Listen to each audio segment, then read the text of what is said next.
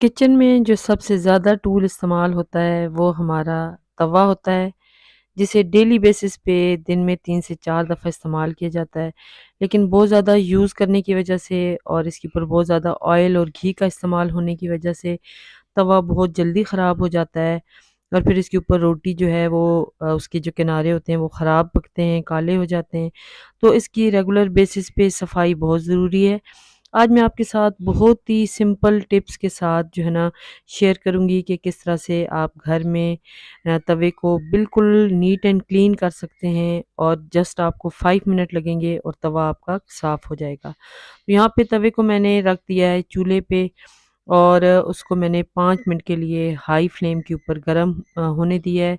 गरम करने के बाद जो है ना मैंने एक छुरी ले ली है और उसके तमाम जो साइड्स हैं उनको अच्छे से मैं यहाँ पे ये देखिए खुरच रही हूँ।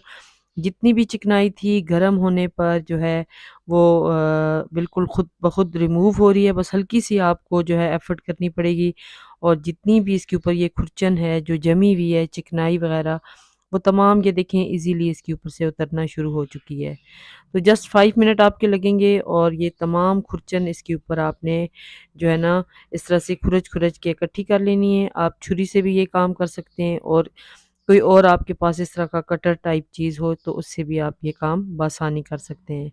फ्लेम आपने बंद करके और उसके बाद आपने इसको खुरचना है। तो जब इस तरह से ये खुरचन तमाम उतर जाएगी तो 50% आपका तवा साफ़ हो जाएगा।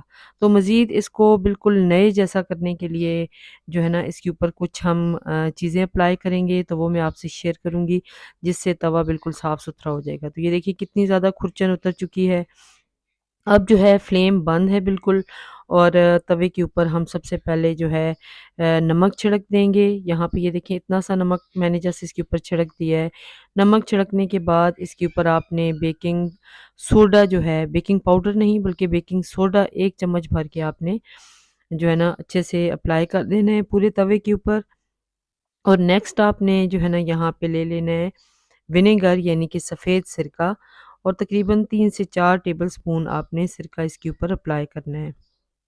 तो ये देखें सिरका अप्लाई करने के बाद इसके ऊपर कुछ बबल्स बने हैं और उसके बाद जो है ना यहाँ पे ये देखें मैं यहाँ पे एक टिश्यू लेके इसे अच्छे से तमाम तवे के ऊपर अप्लाई कर रही हूँ ताकि जो है ना ये अपना एक्शन आप यहाँ पे दिखाए क्योंकि इसके ऊपर हमने बेकिंग सोडा और सिरका डाला है तो जितनी भी जमी हुई चिकनाई रह चुकी है वो मज़ीद इसके ऊपर जो है ना उतर जाएगी बहुत आसानी के साथ। अब यहाँ पे कोई सा डिश वॉशिंग लिक्विड ले लें, थोड़ा-सा वो इसके ऊपर लगा दें और अब आपने स्कॉच ब्राइट लेना है और स्पंज की मदद से अच्छे से आपने इसको तमाम तवे के ऊपर अप्लाई करके तकरीबन 5 से 6 मिनट के लिए छोड़ देना है। फिर आपने इसके ऊपर थोड़ा-सा पानी डालना है और आपने इसको मज़ीद इस तरह से स्कॉच ब्राइट की मदद से अच्छे से रगड़-रगड़ के साफ़ करना है। और जितनी भी जमी हुई चिकनाई है इस तरह से तमाम रिमूव हो जाएगी और एंड पे आपने जो है इस तरह से स्टील वूल ले लेनी है जिससे आप बर्तन साफ़ करते हैं।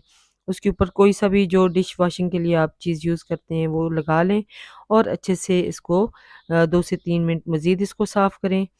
तो इस तरह से रेगुलर बेसिस पे अगर मंथ में एक बार हम अच्छे से तवे को साफ़ कर लें तो हमारा तवा बहुत अच्छा नीट एंड क्लीन लुक देगा और रोटी और ब्रेड वगैरह इसके ऊपर बिल्कुल काली नहीं होगी और साफ़ सुथरी रहेगी और वैसे भी इसकी जो है ना हाइजीनिक जो है ना वो कंडीशन उसको ज़रूर फुलफ़िल करना चाहिए हमें जो है ना तवे के ऊपर क्योंकि डेली बेसिस पे रोटी पकानी होती है तो इसकी सफाई का बहुत ज़्यादा ख्याल रखना चाहिए। देखें जी बिल्कुल साफ़ सुथरा हमारा तवा हो चुका है बिल्कुल नए जैसा। तो इस टिप को ज़रूर ट्राई कीजिएगा। अल्लाह हाफ़िज़।